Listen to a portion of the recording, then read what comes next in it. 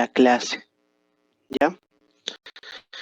A ver, vamos a hacer cosas puntuales, ¿sí? Vamos a tratar de terminar algunas cosas que ya habíamos conversado ayer, así que vamos a hacerlo en una pantalla en negro, ¿ya? A ver. En primer lugar, chicos, ¿se acuerdan que cuando una célula, por ejemplo, entraba en estrés, ¿qué cosa ocurría? Se adaptaba, ¿verdad? Muy bien. Y si persistía el estrés, ¿qué cosa ocurría? Si persistía el estrés, ¿qué cosa ocurría? Lesión celular. ¿Se entiende? Bacán. Y si el estrés persistía, una lesión celular irreversible. ¿Ok? Bacán. Entonces, ustedes tienen que entender que cuando hablan de lesión celular irreversible, ¿sí? Es porque obviamente antes, ¿sí? Ya se ha estado en una lesión celular del tipo reversible. ¿Ok? Muy bien. Entonces, la pregunta es la siguiente. ¿Se acuerdan cuáles son los morfológicos de una célula con lesión celular reversible? ¿Cuáles son los dos cambios morfológicos básicos que ustedes tenían que dominar? ¿Se acuerdan? Los cambios, muy bien, muy bien. Cambios grasos y edema celular, ¿verdad? Muy bien, cambios grasos, perfecto, muy bien. Y el famoso edema, ¿sí? O tumefacción celular. Bacán. Ahora, cuando ustedes se encuentran, por ejemplo, en lo que es la lesión celular irreversible, ¿ya? Ustedes se van a dar cuenta que tienes dos tipos de procesos que van a ocurrir, ¿ok? Tienes, por ejemplo, lo que es la necrosis, ¿ok? Y tienes, por ejemplo, lo que es la apoptosis, ¿verdad? Muy bien, listo. Y entre los dos también hay un proceso que se llama necrosis, ¿ya? Muy bien. Ahora, algo para que tú puedas distinguir a la necrosis, por ejemplo, es que tienes que recordar que la necrosis es la suma de cambios morfológicos que siguen a la muerte celular en el tejido vivo. ¿Cómo así? Cuando una célula entra en necrosis, obviamente se va a caracterizar por dos procesos básicos, ¿ya? Va a ocurrir una desnaturalización de las proteínas, en primer lugar, y lo que va a existir es una digestión enzimática de organelos y componentes citosólicos, ¿ya? Entonces, recuerda, dos procesos, ¿sí? Que tienen que ver con los cambios morfológicos básicos de la necrosis es la desnaturalización de proteínas, ¿sí? Y la digestión enzimática de orgánulos o de otros componentes dentro del citosol de la célula, ¿ya? Bacán. Ahora, ¿qué más? En cambio, cuando tú hablas de apoptosis, por ejemplo, tú sabes que la apoptosis prácticamente es una muerte celular programada, ¿ok? Entonces aquí se activa un mecanismo enzimático, ¿sí? De suicidio interno, ¿ya? O sea, se activan varias enzimas acá en la apoptosis para dar paso a la apoptosis, ¿sí? Y bueno, se genere pues la muerte de la célula, ¿ya? Ahora, la apoptosis, por ejemplo, ¿sí? Tiene causas, ¿sí? Por ejemplo, la apoptosis, ¿qué causas puede tener? Tiene causas fisiológicas y tiene causas patológicas, ¿ya? Dentro de las causas fisiológicas que ustedes, por ejemplo, van a ver, ¿sí? Tienes, por ejemplo, en la misma embriogenia, en la embriogénesis, ocurre apoptosis de forma fisiológica, ¿no? O, por ejemplo, cuando involuciona un órgano, también hay apoptosis, ¿sí? O, por ejemplo, cuando hay una eliminación celular de células que proliferan, ¿sí? Por ejemplo, en el epitelio intestinal, ¿sí? Para mantener un número constante de células, también es un proceso de apoptosis fisiológico, ¿ya? O, por ejemplo, los mismos neutrófilos, después de que hacen la reacción inflamatoria, también mueren, pero mueren por un proceso de apoptosis de forma fisiológica, ¿ok? O, por ejemplo, cuando se eliminan los linfocitos autorreactivos, por ejemplo, también son causas fisiológicas en las cuales los linfocitos T autorreactivos mueren por apoptosis, ¿ya? Pero así como hay causas fisiológicas de la apoptosis, también hay causas patológicas, ¿ya? Por ejemplo, ¿cuáles serían las causas patológicas? ¿Ya? Causas patológicas de apoptosis. Por ejemplo, se lesiona el ADN. La lesión del ADN prácticamente es un estímulo importante para que se desencadene la apoptosis, ¿sí? La acumulación de proteínas mal plegadas también, por ejemplo, ¿ya? Por ejemplo, la muerte celular en infecciones víricas también, por ejemplo, en el caso de la hepatitis, ¿no? Ahora, los linfocitos T citotóxicos también pueden generar apoptosis, ¿sí? También pueden provocar muerte celular apoptósica en tumores y en el rechazo de tejidos trasplantados. O, por ejemplo, también puede haber apoptosis de forma patológica cuando se atrofian los órganos, ¿ya? También puede haber apoptosis de causa patológica, ¿ya? Entonces, tiene diversas causas para que se dé la apoptosis, ¿ya? Eso es importante, crucial. Ahora, Doc, y en el caso de la necrosis, ya pues, en la necrosis hay dos cambios básicos que tienes que dominar siempre, ¿ya? Siempre tienes que dominar, ¿qué cosa? Tienes que dominar, por ejemplo, lo que es la desnaturalización proteica y la digestión enzimática de orgánulos, ¿sí? Y componentes citosólicos, ¿ya? Eso sí, siempre es importante, ¿ya? Siempre es importante. Ahora, cuando tú, por ejemplo, ves estos dos gráficos, ¿sí? Tú te vas a dar cuenta, por ejemplo, que esta es la necrosis y esta es la apoptosis, ¿ya? Bacán. Ahora, cuando, por ejemplo, tú entras a diferenciar a estos dos tipos de lesión celular irreversible, ¿ok? Entonces tienes que entender que se caracterizan por diversos cambios que hay, ¿no? Por ejemplo, miren, y lo vamos a notar acá, ¿sí? Cuando una célula entra en necrosis, ¿cómo lo puedes diferenciar? Por algo básico, ¿ya? Por algo básico. ¿Por qué? Porque, por ejemplo, cuando entra en necrosis, ¿qué puede haber? Rotura de la membrana, ¿ok? Puede haber rotura de la membrana. Perfecto. ¿Qué más puede haber? Puede haber rotura no solamente de la membrana celular, también puede haber rotura de los orgánulos y el mismo núcleo, ¿ya? ¿Qué más? Acá algo importantísimo que tienes que entender es que en la necrosis, los componentes que estaban aquí adentro de la célula salen porque la membrana, por ejemplo, se ha roto, ¿sí? Y eso, por ejemplo, puede generar inflamación, ¿ok? Entonces, una diferencia importante entre la necrosis y la apoptosis es que, por ejemplo, cuando hay necrosis, como sale el contenido intracelular hacia el espacio extracelular, ese contenido genera una reacción inflamatoria, ¿ya? Entonces, eso es importante para que puedas diferenciar, ¿ya?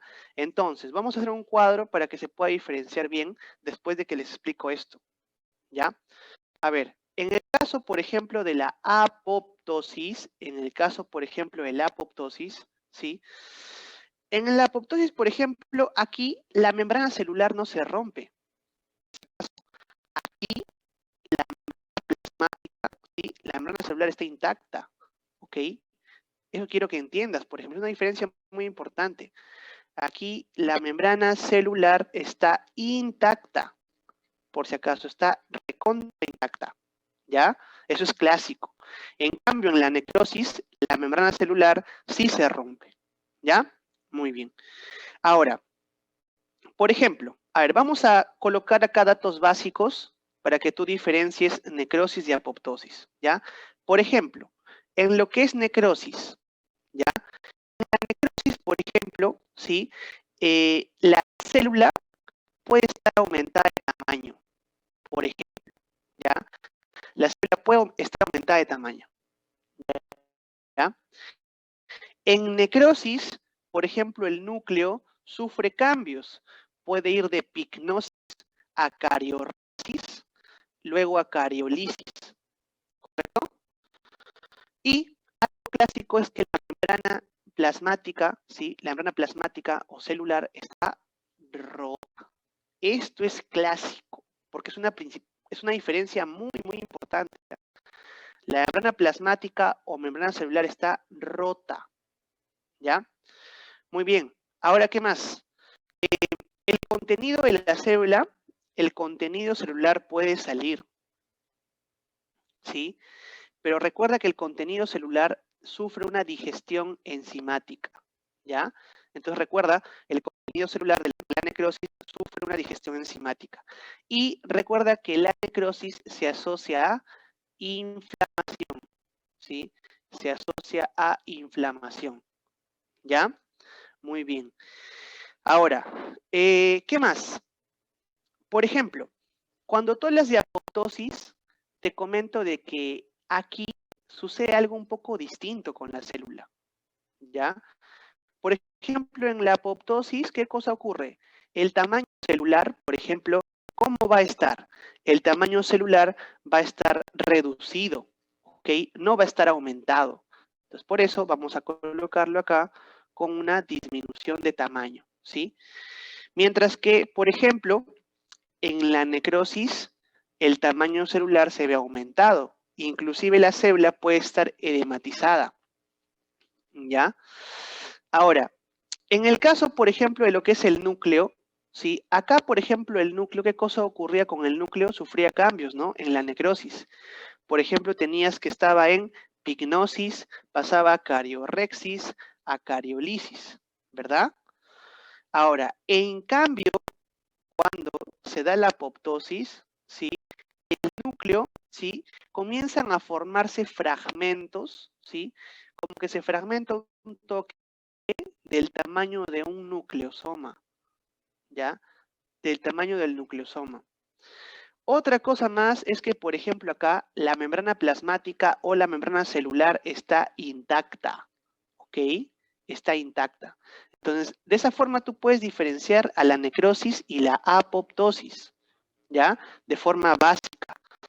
Luego, si tú quieres hablar de inflamación, acá en la apoptosis no se asocia a la inflamación, o sea, no hay una inflamación asociada, ¿ya? No hay una asociación de inflamación, la verdad, ¿ya? No hay, ¿sí? Bacán, eso es importante.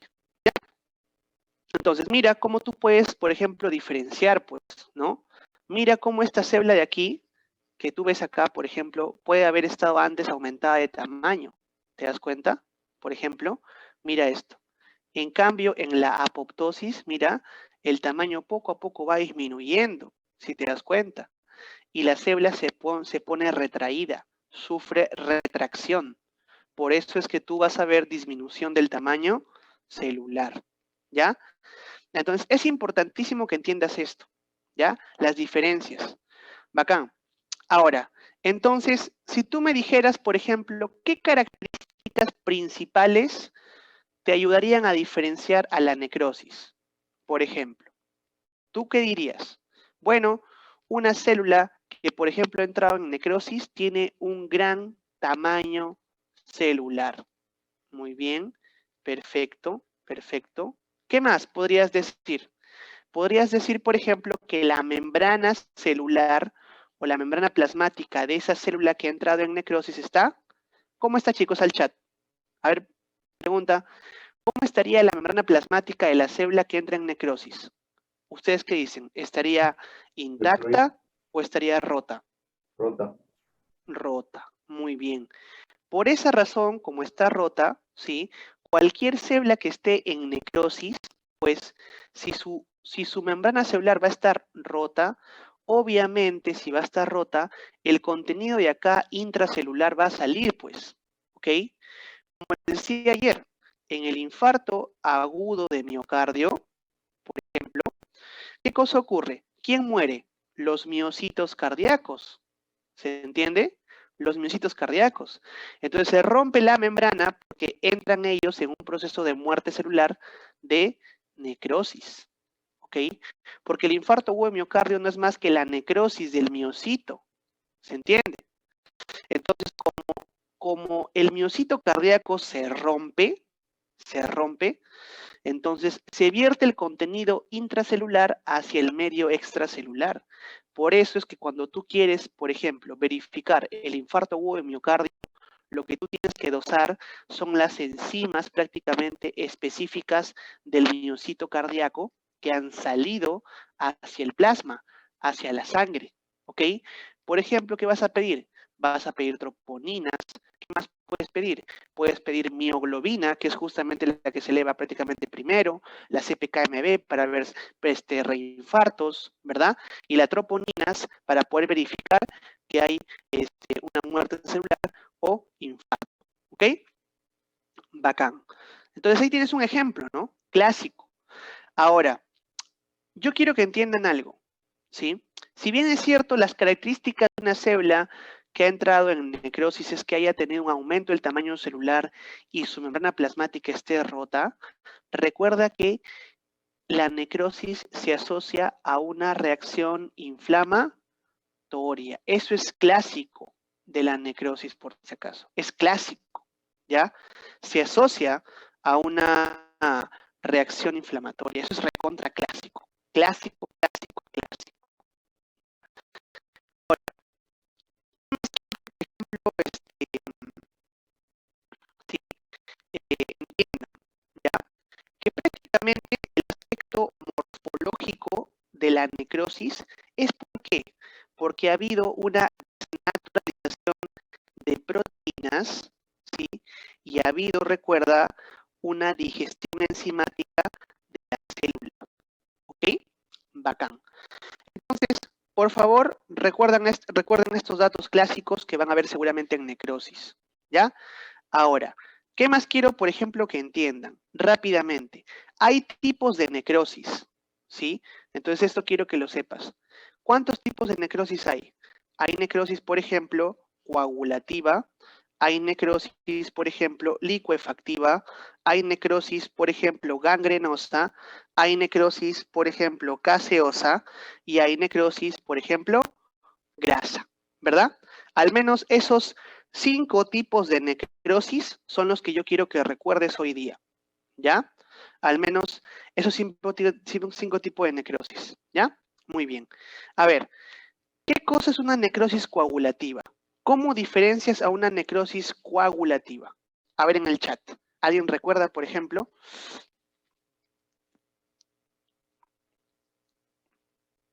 Para ustedes, ¿qué cosa sería una necrosis coagulativa? Coagulativa, por ejemplo. Ya, es una necrosis que puede ocurrir en varios lugares, menos en el sistema nervioso central, ya, bacán, pero ¿qué más? ¿Qué más? ¿Qué más? ¿En qué consiste una necrosis coagulativa? Por ejemplo, ¿qué les por ejemplo, ¿qué les podría hacer pensar? Porque tiene sus características, ¿no? ¿Sí?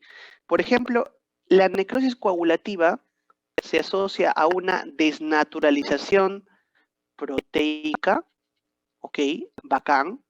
Hay desnaturalización proteica, bacán, pero hay una conservación de la célula. ¿Se entiende? Hay conservación de la célula, por si acaso. ¿Ya? Esto es importante.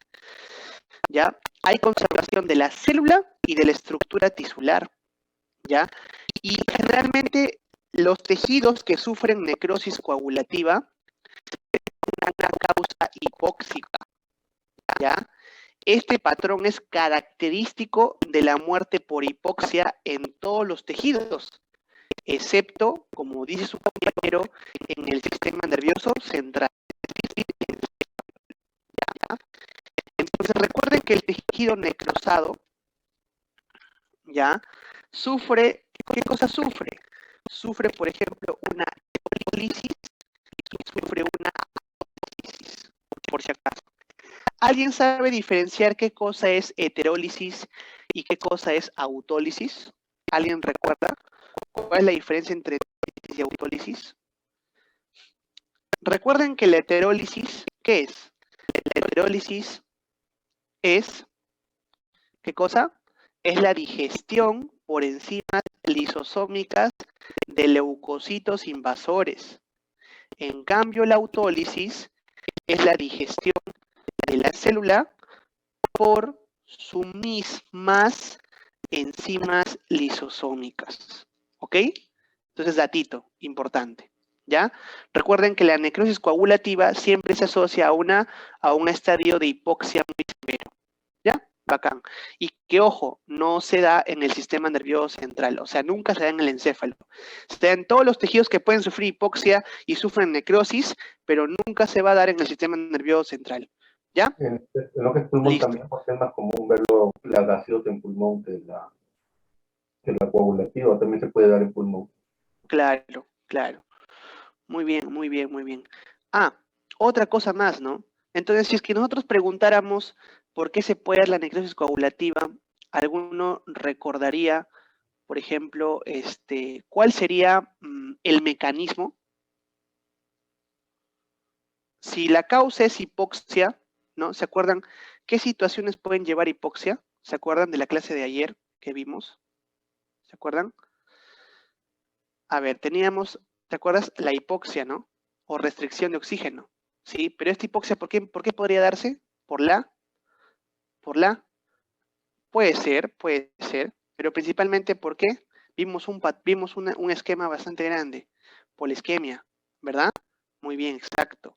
Entonces, por ejemplo, los tejidos que van a estar, digámoslo así, con isquemia, por ejemplo, y pues pueden ser tejidos, por ejemplo, que tienen isquemia porque se obstruyó un vaso, ¿no? Un vaso sanguíneo, ¿ya? Entonces, ese lugarcito, supongamos que ese es mi tejido, y acá se está dando la necrosis coagulativa, ¿sí? Sí, justo este lugar es el que está en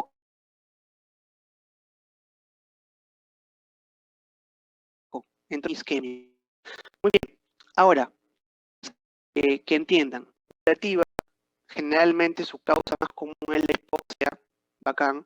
Ahora, cuando tú ves la necrosis licuefactiva, ¿cómo la pueden diferenciar? ¿Cuál es lo básico que nunca puedes olvidar de necrosis licuefactiva?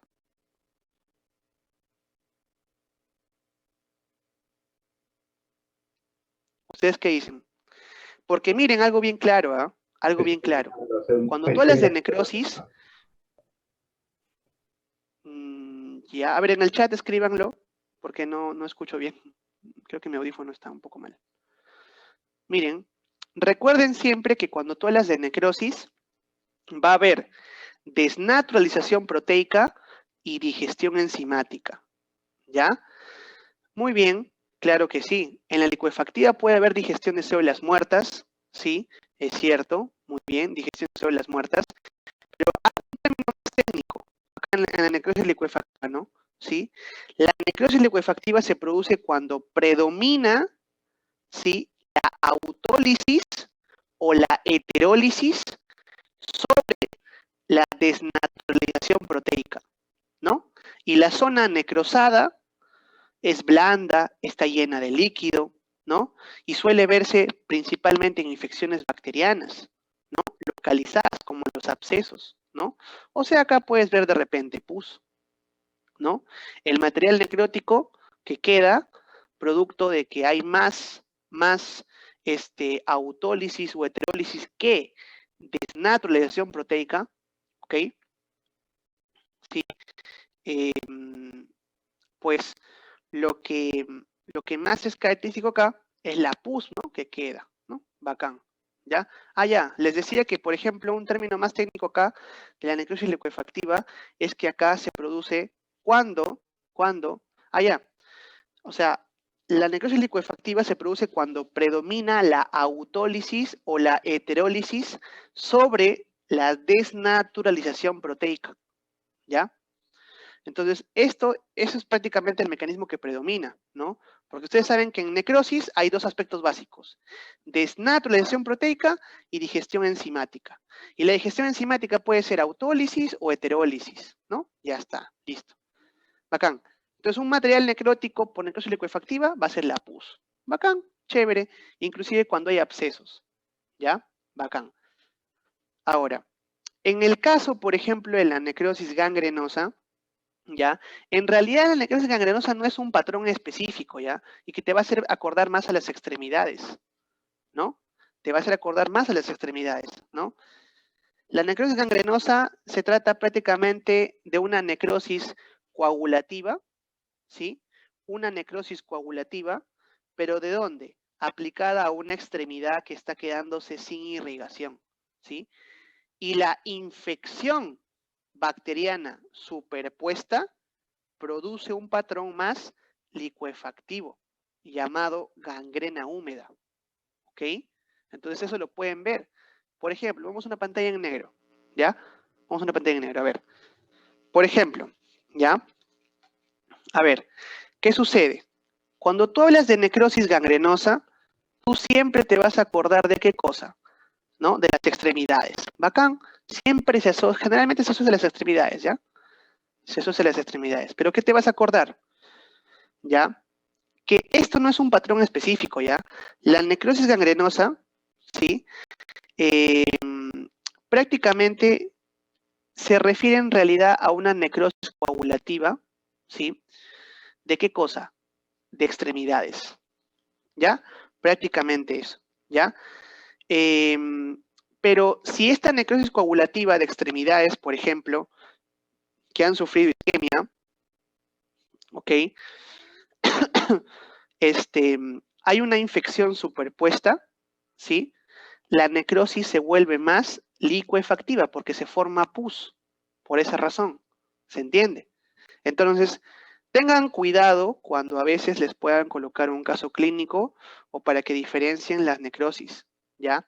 Porque recuerda que la necrosis gangrenosa no hay un patrón específico como tal, sino que la terminología se aplica a las extremidades y que en realidad lo que está pasando en las extremidades es que estas extremidades están sufriendo isquemia, ¿se entiende?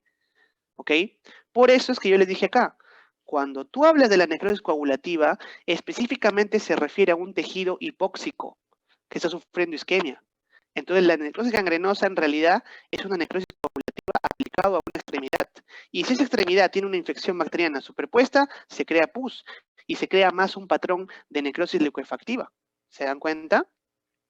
Eso es interesante, ¿no? Porque los podría, no sé, confundir, ¿no? Y si hay infección bacteriana superpuesta, entonces ya no le, ¿cómo le llamarías? Gangrena húmeda le llamarías. Gangrena húmeda. Chicos, falta la última sesión, ¿sí?